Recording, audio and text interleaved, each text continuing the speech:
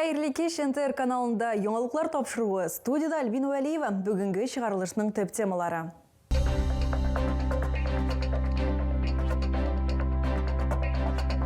Бір сағатлік туры эфир. Радмир Беляев төбән камыларының сұрауларына жауап берді.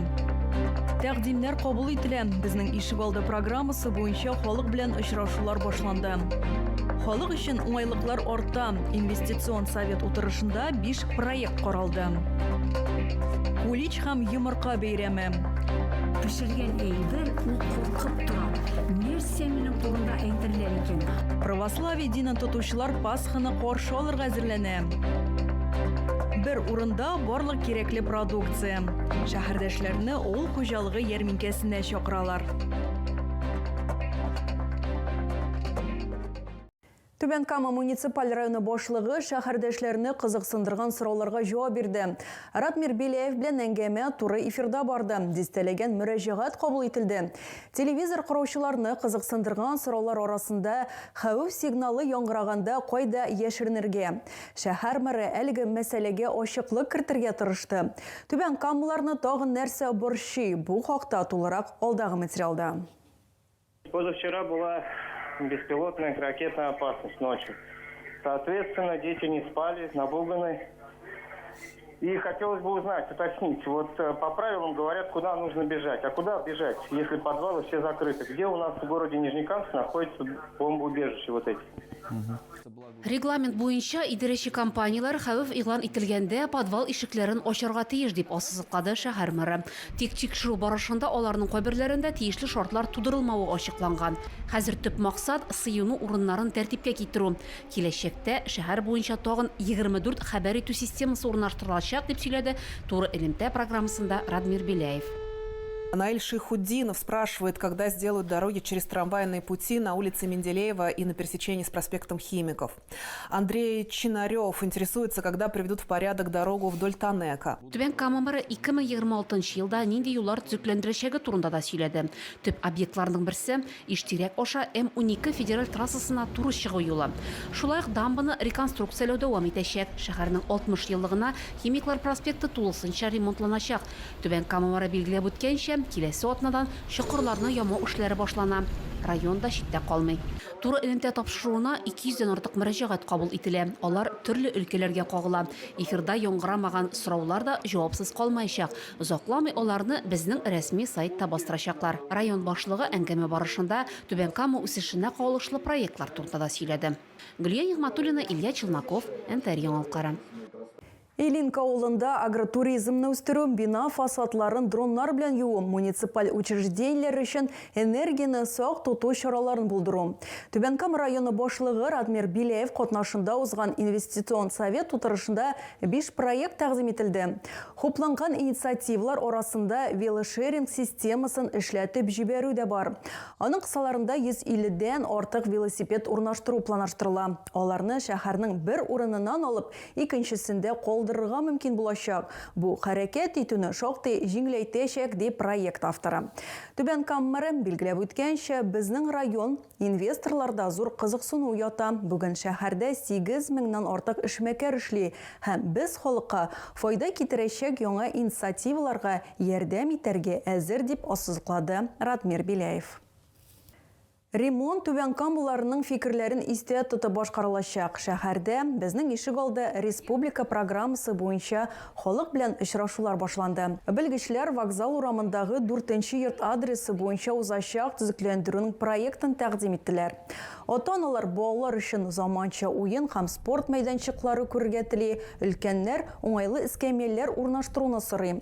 Машина кую урыннарын киңәйтүгә аерым игътибар бирелә. Быел шәһәрдә 47 ишек Камаланы бистәсендә һәм Ширамәт авылында 4 йорт яны территориясе яңартылачак. Сезнең дә сөйләр яңалыкларыгыз, уртаклашыр хәбәрләрегез булса, шалтыратыгыз, языгыз килегез. Безнең чыгарылышларны НТРның рәсми сайтында һәм ВКонтакте шелтәрендәге Татар Лайф аккаунтында карый аласыз. Шулай ук Макс төркеменә рәхим итегез.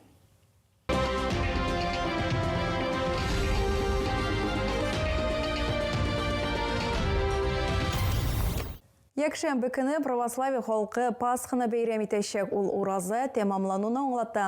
40 көн дәвамында дин тотучылар сөтле һәм итле ризыклардан тыйылып тордылар. Хәзер өйләрне җыештыралар, йомырка буйлар, куличлар пешерәләр. Түбәнкам керәшеннәре олы көнне елда зурлап каршы алалар. Бәйрәмне барлык йолаларына туры китереп үткәрәләр. Безнең иҗат төркеме Храмовлар гаиләсендә кунакта булды. Біздің әне әйтейді, міне пішірген әйбір, ол қорқып тұра. Нәрсе менің турында әйтерлер екен. Ошаған кішіме ұшарым екен деп. Шоңа көре пішкен әйбір турында әр вақыт яқшы етіп, матур еттіріп, матур сөздер етіп кіне ошарға әне қошайды бізге. Міне біз бүгінде шул әненің сөзін еске алып, есте тұттып, міне пішірге ойладық әлі. Нина Еремина кулич пешеру серләре белән уртаклаша. Рецептын әнисе өйрәтеп калдырган. Хәзер ул буыннан буынга күчә. Бізге оның үшін жылы сүт керек була. Мында біздің міне жылы сүт, шүпре, песок қымы, тұз, май, йомырка. Бәйрәмнең тагын бер бизәге төрле төсләргә буялган йомыркалар. Әлеге эштә балалар да катнашалар. Гадәт буенча соңыннан алар алып барып туз юла уздыралар. Матур иттереп бизилер. Иман җырлап торалар. Аллилуйя, аллилуйя, аллилуйя дияләр. Якшәмбе көнне православие халкы олы көнне бәйрәм итәчәк. Ул ураза тәмамлануын аңлата. 40 көн дәвамында дин тотучылар сөтле һәм итле ризыклардан тыйылып тордылар. Бәйрәм көнне мул табын әзерләнә. Иртән бүтін ол халқы иртә белән торалар, балалар көтәләр. Иң беренче кергән баланы мендәргә утырталар иде, шырык-шырык иттереп кычкырталар иде. Бу өйдә мул булсын, тавыклар күп булсын дип шундый сүзләр дә әйттерәләр иде. Түбән Кама керәшеннәре Пасханы елда зурлап каршы алалар. Бәйрәмне барлык юлларына туры китереп үткәрәләр. Түбән Камаларны 19 апрельдә кече җирекле авылына чакыралар. Бай иштәлекле программа әзерләнгән. Бәйрәм көндезге 11дә башлана, җыелу урыны авыл клубы тирәсе. Гөлия Нигъматуллина, Альбина Вәлиева, НТР яңалыклары. Пасха бәйрәмендә төнге гыйбадәтләр үткәрелү белән бәйле рәвештә транспорт хезмәтләре күрсәтү графигына үзгәрешләр кертелә. Шимбәдән якшәмбегә каршы төндә 2 номерлы трамвайның эш вакыты иртәнге 4-кә кадәр озайтыла. Җәмәгать транспорты хәрәкәтенең тулы графигы экранда күрсәтелгән. Иртәгә 11 апрельдә Түбән Камаларны авыл хуҗалыгы ярминкәсенә чакыралар. Төп мәйданчык Южный урамындагы гипермаркет янында эшләячәк. Җирле фермерлар белән бергә үз продукцияләрен Ютазы районы кунаклары да тәкъдим итәчәк. Сәүдә рәтләрендә ит, сөт, йомырка, бал һәм татлы ризыклар сатып алырга мөмкин. Пенсионерлар өчен ташламалар каралган. Сатып алучылар өчен күңел ачу программасы да әзерләнгән. Ярминкәләр ял көннәрендә эш мәйданчыкта оештырыла. Южный урамындагы гипермаркет тирәсе, Комета базары һәм Камаланы бистәсендәге Боз сары янында. Эш вакыты иртәнге 8дән көндезге сәгать 2гә кадәр. Әгәр сезгә яңалык ошаса, яисә күрми калсагыз, безнең тапшыру кичкүн 1дә һәм иртәнге сәгать 6да кабатлап күрсәтелә. Алда сезне һава торышы турында мәгълүмат көтә. Бүгенгә менә шулар. Ялларыгыз күңелле һәм файдалы булсын.